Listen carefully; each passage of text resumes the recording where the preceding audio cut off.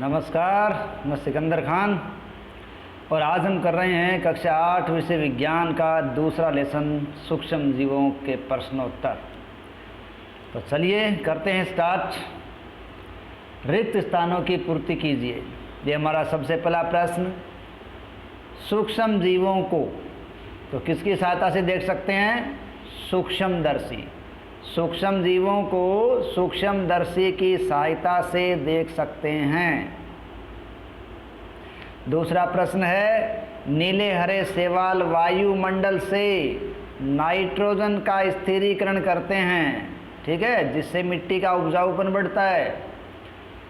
Alcohol उत्पादन east नामक सूक्ष्म जीव की सहायता से किया जाता है। हैजा किसके द्वारा होता है? हैजा जीवाणु है, वाइब्रियो कोलेरी, उसके द्वारा होता है।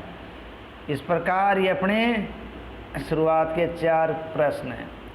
अगला प्रश्न हमें दिया गया है, सही शब्द के आगे सही का निशान लगाइए। ईस्ट का उपयोग निम्न के उत्पादन में होता है। तो ईस्ट से हम क्या बनाते हैं? एल्कोहल, ठीक है। ईस्ट का इस्तेमाल एल्कोहल निर्माण में हो रहा है। निम्न में से कौन सा प्रतिजैविक है? स्ट्रेप्टोमाइसिन, टेट्रासाइक्लिन, एरिथ्रोमाइसिन, ये क्या है? ये प्रतिजैविक हैं। मलेरिया परजीवी का वाहक है मादा एनाफेलिस, ठीक है।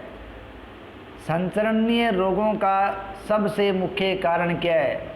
तो जो रोग फैलते हैं उनको फैलाने का सबसे मुख्य कारक होता है घरेलू मक्खी। ब्रेड या इडली है, उसमें इडली फूल जाती है, उसका कारण क्या है? ठीक है, उसका कारण है किसकी वृद्धि? ईस्ट कोशिकाओं की वृद्धि, ठीक है। इसीलिए इसका इस्तेमाल, ईस्ट का इस्तेमाल है वो बेकिंग उद्योग में लिया जाता है। चीनी को एल्कोहल में परिवर्तित करने का प्रक्रम क्या है? किण्वन या फर्मेंटेशन। नेक्स्ट क्वेश्चन हमारे सामने है मिलान करने का, ठीक है। अब हम एक को दूसरे से मिलान करेंगे, इसलिए थोड़ा स्क्रीन बड़ा करते हैं अपन, ताकि अपने को ढंग से समझ में आ जाए। हाँ, जीवाणु, देखिए जीवाणु है वो प्रतिजैविक उत्पादित करने में भी काम आते हैं और हैजे का कारण भी बनते हैं, ठीक है भाई। कई जीवाणु है वो प्रतिजैविक उत्पादन में भी काम आ रहे हैं, कवक भी काम आ रहे हैं, लेकिन जहाँ तक हैजे की बात करें वो वाइब्रियो कोलेरा नामक जीवाणु के द्वारा होने वाला रोग है।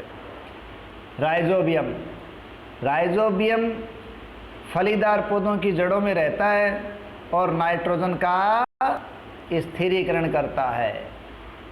लैक्टोबैसिलस, ये लैक्टिक अम्ल छोड़ता है जिससे दूध दही में बदल जाता है। यीस्ट, अभी बात की थी हमने, यीस्ट ब्रेड की बेकिंग में काम आता है, ठीक है, जिससे वो फूल जाती है। प्रोटोजोआ एक मलेरिया का कारक है, ठीक है।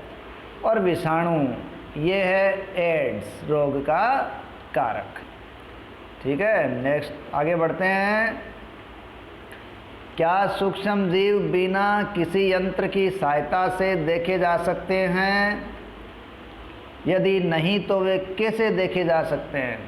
देखिए, सूक्ष्म जीव बगैर किसी यंत्र के नहीं देखे जा सकते। उन्हें देखने के लिए हमें जिस यंत्र की आवश्यकता होती है वो प्रकाशिक यंत्र सूक्ष्मदर्शी कहलाता है। अर्थात इन्हें देखने के लिए हमें सूक्ष्मदर्शी की आवश्यकता होती है। सूक्ष्म जीवों के मुख्य वर्ग कौन कौन से हैं? देखिए, सूक्ष्म जीवों के मुख्य रूप से 4 वर्ग हैं। कितने वर्ग हैं? 4, ठीक है। हमारी बुक्स के अंदर 4 का नाम आया है, जिनमें है जीवाणु, कौन सा आ गया? जीवाणु। फिर है कवक, ठीक है, और शैवाल, और एक है प्रोटोजोआ। इस प्रकार हमारे यहाँ सूक्ष्म जीवों के कितने पार्ट बताए गए हैं? 4। नेक्स्ट प्रश्न की ओर चलते हैं। अगला प्रश्न है वायुमंडलीय नाइट्रोजन का मिट्टी में स्थिरीकरण करने वाले सूक्ष्म जीवों के नाम बताइए। देखो, वायुमंडल की नाइट्रोजन है उसका स्थिरीकरण करने में मुख्य रूप से नीले हरे शैवाल काम आते हैं और फलीदार पौधों की जड़ों में रहने वाला राइजोबियम लेग्यूमिनोसेरम सूक्ष्म जीव काम आता है। ठीक है। अगला प्रश्न हमें दिया गया है हमारे जीवन में सूक्ष्म जीवों के बारे में 10 पंक्तियां लिखिए। देखिए, सूक्ष्म जीव हमारे जीवन में किस प्रकार रोल निभाते हैं उनके बारे में अपने को कुछ बातें बतानी है। ठीक है। देखिए, सबसे पहली बात अपन करें तो हम बात करेंगे दूध से दही बनाने की। दूध से दही के निर्माण में लैक्टोबैसिलस जीवाणु काम आता है जो लैक्टिक अम्ल उत्पादित करके दूध को दही में बदल देता है। ठीक है। दूसरी अपन बात करें तो नीले हरे शैवाल है, राइजोबियम है, वो नाइट्रोजन को नाइट्रेट में बदलने का काम करते हैं। इसी प्रकार अनेक सूक्ष्म जीव से औषधीय निर्माण में काम आने वाली सामग्री प्राप्त की जाती है और इष्ट जो सूक्ष्म जीव है उसके द्वारा एल्कोहल निर्माण करवाया जाता है। फिर बात करें प्रतिजैविकों की तो विभिन्न सूक्ष्म जीवों से जैसे जीवाणु है, कवक है, उनसे प्रतिजैविक प्राप्त किए जाते हैं। इष्ट सूक्ष्म जीव का उपयोग बेकिंग उद्योग में किया जा रहा है, ब्रेड बनाने में। इसी प्रकार सूक्ष्म जीव वायुमंडल के अंदर पड़े हुए अपशिष्ट पदार्थों का अपघटन कर देते हैं और अपघटित करके प्रकृति को साफ करते हैं या पर्यावरण को स्वच्छ बनाने का काम करते हैं। ठीक है। इसी प्रकार जीवाणु है वो पनीर, अचार या अन्य खाद्य सामग्रियों के उत्पादन में भी काम लिए जाते हैं।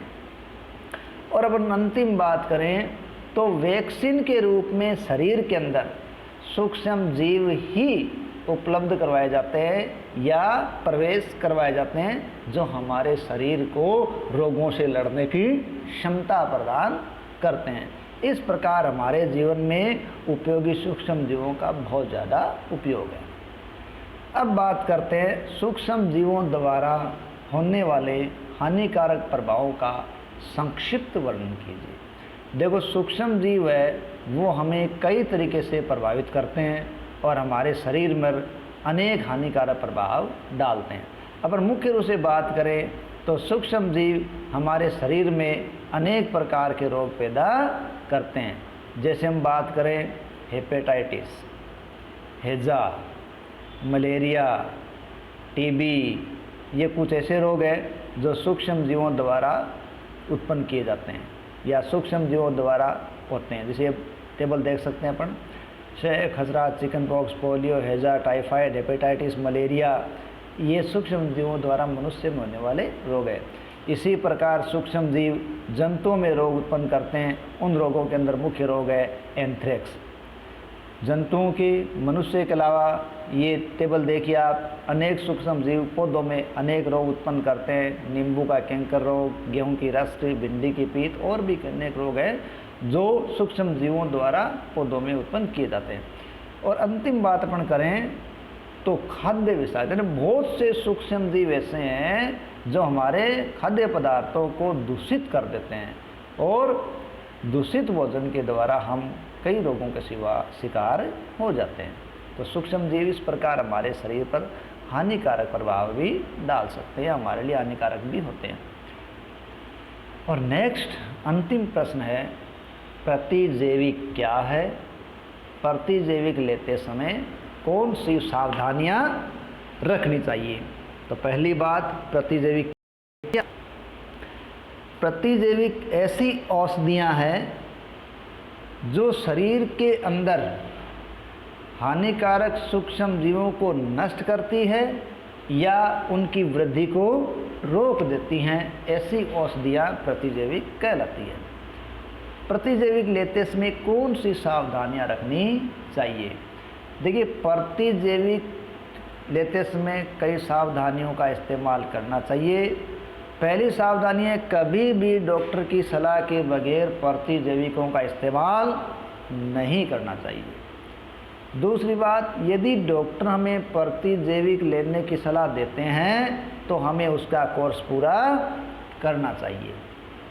तीसरी बात, प्रतिजैविक हमें यूं ही नहीं लेने चाहिए, क्योंकि जब हमें इसकी ज़रूरत पड़ेगी, ठीक है, ज़रूरत पड़ेगी तो शरीर के अंदर प्रतिजैविक वो प्रभाव नहीं दिखा पाएगा, क्योंकि हमने इसको यूं ही ले रखा है। तो जब इसकी ज़रूरत होगी तो प्रतिजैविक अपना असर नहीं कर पाएगा। इसके अलावा प्रतिजैविक जुखाम, फ्लू, ठीक है, इन जैसी चीज़ों पर नहीं लेना चाहिए, क्योंकि ये जो फ्लू है, जुखाम है, बुखार है, ये जो रोग है ये वायरस के कारण होने वाले रोग है। तो ऐसी स्थिति में एंटीबायोटिक या प्रतिजैविक इस्तेमाल नहीं करना चाहिए, क्योंकि ये वायरस पर प्रभाव नहीं डालती हैं, ठीक है। तो हमें इस प्रकार एंटीबायोटिक या प्रतिजैविकों के समय सावधानी रखनी चाहिए। ये लो बच्चों, ये अपने दूसरे पाठ के प्रश्नोत्तर हो गए। आपको प्रश्नोत्तर करने में किसी समस्या का सामना नहीं करना पड़ेगा। आशा है वीडियो आपको पसंद आया होगा। नेक्स्ट मिलेगा अगले वीडियो में फिर। Good bye.